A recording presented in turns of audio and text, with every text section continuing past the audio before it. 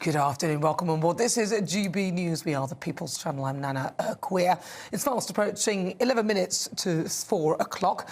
Coming up, the Tavistock... I'm getting this. This is the one that gets me every time. The Tavistock Gender Identity Development Service has closed for good 2 years after a report highlighted major concerns about the clinic. The review, led by Dr Hilary Cass, warned that having one clinic was not a safe or viable long-term option. She recommended a number of regional centres for gender services that should be established instead. Now, the NHS Trust responsible for the Tavistock Clinic said it supported the plans and the staff have worked tirelessly and under intense scrutiny in difficult climate. This comes on International Transgender Day of Visibility, which is today, an annual celebration dedicated to raising awareness of discrimination faced by the community. So let's welcome again to my head-to-head senior political commentator Nigel Nelson, and also former government advisor Claire Pearsall. OK, I think I'll come to you, Nigel Nelson. Tavistock Clinic, what are your thoughts on that? Well, I mean, I think it's right that it was closed. It is right that regional centres are being opened. There'll be one at Great Ormond Street Hospital in London, one at Alderhay Children's Hospital in Liverpool. They will open in April. There's been some worries about the increase in the number of people who go there. 5,000 children going there for treatment compared to 250 10 years ago. A bit of a rise, isn't it? Yeah. So all those things are right. But I mean, the point basically is that the work that Tavistock is doing will continue. It's not as if we've actually stopped it. Some things from the investigation have happened, like body-changing hormones have been banned or will be banned, both in the private sector and the NHS, and the NHS will no longer give out puberty blockers.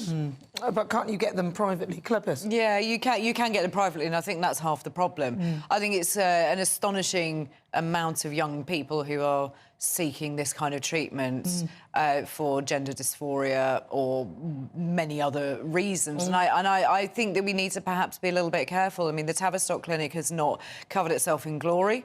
It started off as quite a positive invention.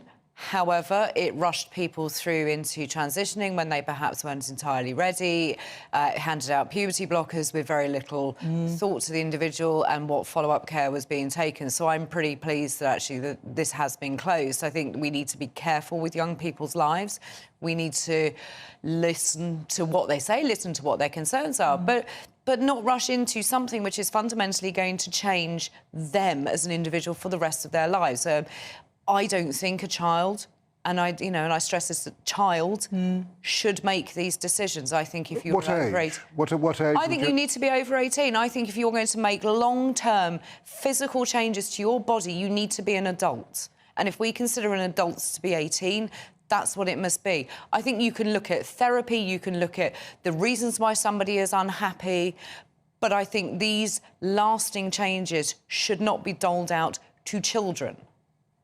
Nigel? I don't think there should be an age limit on it. I think it depends on the individual. So you think 13, 14 is fine? People can make that decision? I think that it depends on the individual. Again, I wouldn't want to put an age on it, because otherwise someone says, oh, well, what do you think about a 4-year-old? And obviously that would be ridiculous. Well, they have been talking about that, remember, in Scotland. But if you're becoming a teenager, if you are diagnosed with gender dysphoria, I think it's for the medical professionals to decide what is the most appropriate treatment in that situation. It's madness, because, listen, most people who go through this and those who didn't go through the change then kind of recalibrate after puberty.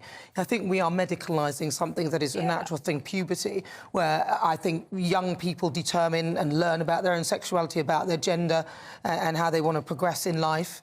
And, of course, that's the development of all your sexual organs and things like that. It's too soon to be working out or thinking that you're a stereotype, because let's be honest, a gender or is a stereotype of sex. So what a man might be doing or what a boy or girl might be doing, it's completely... But I'd rather treat them as, not as stereotypes, but as individuals, that you actually treat each person in this situation as an individual and treat them as such. But we also know that the teenage years are really, really difficult. They're really complicated, and that's why I think that you should hold off on that treatment, because you do change your mind. Oh, well, I was just about to say that the Tavistock Centre, we'll read that later, but this is GB News on TV, online and on digital radio. I'm Nana Queer, still